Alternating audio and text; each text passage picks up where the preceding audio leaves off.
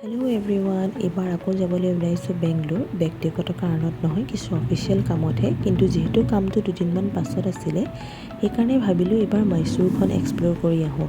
গতিকে আমি ৰেড বাছতে ডাইৰেক্ট এয়াৰপৰ্টৰ পৰা মহীশূৰ যোৱা বাছ এখনত টিকেট এটা কৰি ৰাখিছিলোঁ। আমি যিহেতু ৰাতি 12টামান বজাত গৈ পেলাই বেংগলোৰ এয়াৰপৰ্ট পাইছিলোঁ, সেইকাৰণে পিছদিনাখন ৰাতিপুৱা 4:30তে আমাৰ বাছ আছিলে মহীশূৰলৈ বুলি।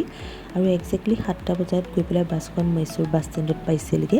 আৰু সেই বাছ ষ্টেণ্ডতে আমি ফ্ৰেছন আপ হৈ পেলাই তেওঁলোকৰ টেক্সি ড্ৰাইভাৰৰ সৈতে কথা পাতি এখন টেক্সি বুক কৰিলোঁ গোটেই দিনটো ঘূৰিবৰ কাৰণে।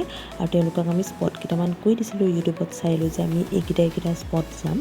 আৰু প্ৰথমতে তেওঁ আমাক লৈ গ'ল ললিতা মেহেল পেলেচলৈ। নামটো শুনি নিশ্চয় আপোনালোকে চিনি পোৱা নাই, কিন্তু এটা চিন কওঁ, সেইটো শুনি নিশ্চয় চিনি পাব। এই যে KGF মুভিখনত ৰকী ভাইৰ ঘৰ হিচাপে ব্যৱহাৰ কৰিছিলে প্ৰকাণ্ড ঘৰটো দেখিছিলনে, সেইখন এই পেলেচটোৱে আছিলে। আপোনালোকে পাৰ পাৰ্চন 100 ৰুপিজকৈ পে'মেণ্ট কৰি পেলাই এই পেলেচটো এক্সপ্ল'ৰ কৰিব পাৰে। আৰু সেই 100 ৰুপিজত চাহ, কফি আৰু বিস্কুট ইত্যাদিবিলাক কমপ্লিমেণ্টাৰী আছিলে। গ্ৰাউণ্ড ফ্ল'ৰৰ মেক্সিমাম ৰুমে আপোনালোকে এক্সেছ দিয়ে আপোনালোকক। কিন্তু ফাৰ্ষ্ট ফ্ল'ৰৰ পৰা যিহেতু এখন হোটেল হয়, গতিকে ফাৰ্ষ্ট ফ্ল'ৰৰ পৰা অনলি গেষ্টৰ কাৰণেহে এলাউ আছিলে। গতিকে আপোনালোকে ইয়াৰ সৌন্দৰ্য দেখি বিৰাটেই ভাল পাব। এবাৰ হ'লেও ভিজিট কৰিবই, মাষ্ট হে।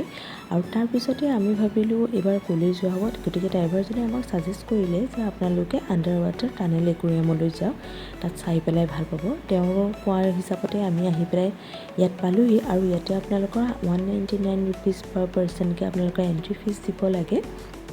ইয়াতে আপোনালোকৰ একুৰিয়ামত সৰু ডাঙৰ বিভিন্ন ৰকমৰ মাছ সজাই থৈছিলে। দেখি আপোনালোকৰ ভাল লাগিব, কোনটো চাওঁ কোনটো নাচাওঁ এনেকুৱা হ'ব। আৰু মোৰ ভিডিঅ'টোত চাই গম পাইছেই যে এইটো এটা টানেলৰ নিচিনা, ওপৰেদি যেন একদম সাগৰত মাছ গৈ আছে সেনেকুৱা যেন লাগিব। আৰু ইয়াত এটা ফিডিং এৰিয়াও আছিল, য'ত আপোনালোকে খানা কিনি পেলাই মাছক ফিড কৰিব পাৰে। ভালেই লাগিলে, এটা বেলেগ এক্সপিৰিয়েঞ্চ হ'ব, আপোনালোকে ভাল পাব। আৰু সৰু বাচ্ছাটো বিৰাটেই ভাল পাব। আৰু তাৰ পৰাই ওলাই এইবাৰ আমি গ'লোঁ মেলোডি ৱৰ্ল্ড ৱেক্স মিউজিয়ামলৈ বুলি।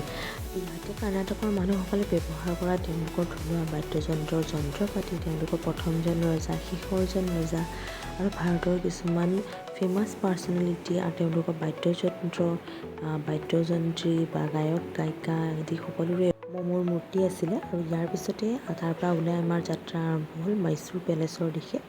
বাকীখিনি পিছৰ ভিডিঅ'ত দেখুৱাম। Bye bye.